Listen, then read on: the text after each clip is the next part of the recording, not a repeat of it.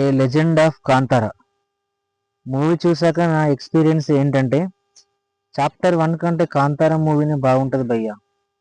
ఇందులో అక్కడక్కడ కొన్ని సీన్లు క్లారిటీ లేదు. సినిమా అంతా ఓకే, కానీ ఒక సన్నివేశంలో గుల్షన్ గారు కాంతార ప్రాంతంపైకి వచ్చి దండయాత్ర చేసి అందరినీ తగలబెట్టేస్తారు. తర్వాత రిషబ్ గారు బాంగ్రా రాజ్యంపైకి దండయాత్ర చేయడానికి యుద్ధం కోసం మళ్ళీ వందల మందిని వేసుకుని వస్తాడు. అది ఎలా అనేది నా డౌట్.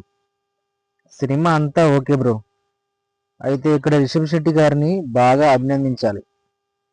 అలా ఎలా రిషబ్ గారు స్టోరీ రాసుకోవడం, మళ్ళీ డైరెక్షన్ చేయడం, మళ్ళీ యాక్టింగ్ చేయడం, అది లీడ్ రోల్లో చేయడం, అది ఎలా సార్? అలా ఎలా సార్? అసలు మీకు ఈ ఆలోచన ఎలా వచ్చింది sir? I appreciate you sir.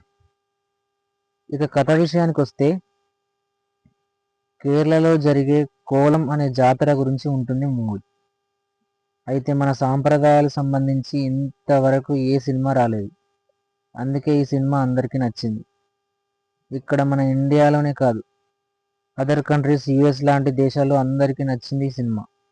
అందుకే ఈ సినిమాకి అంత వైబ్ వచ్చింది. ఈ కోలం అనే నృత్య కళా నాటకాన్ని హీరో రిషబ్ గారు పాత్ర చేసి జనాన్ని మెప్పించారు. కథ విషయానికి వస్తే, ఒక తెగకు సంబంధించిన వారిలో రిషబ్ గారు బెర్మా అనే పాత్ర చేశారు. అయితే ఈ తెగ వారి జోలికి బాంగ్రా రాజ్యంలో ఉన్న కుటుంబ అనే తెగకు చెందిన రాజు కులశేఖర అనే గుల్షన్ గారు వారి ప్రాంతంలోకి చొరబడి ప్రాంతాన్ని నాశనం చేస్తాడు. తర్వాత హీరో రిషబ్ గారు ఏం చేశారన్నది తెరపైన చూడాలి.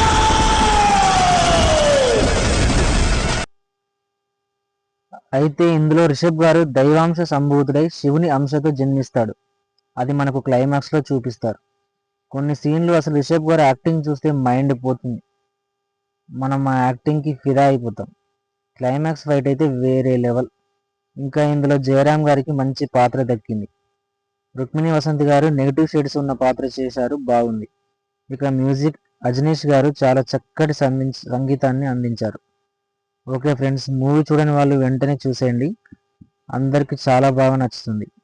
ఇందులో విఎఫ్ఎక్స్ గ్రాఫిక్స్ బాగున్నాయి. టైగర్ సీన్స్ అయితే భలే తీశారు. సో ఫ్రెండ్స్, వీడియో కనుక మీకు నచ్చినట్టయితే జస్ట్ ఒక లైక్ చేయండి, వీలైతే షేర్ చేయండి, మన ఛానల్ని సబ్స్క్రైబ్ చేసుకోండి.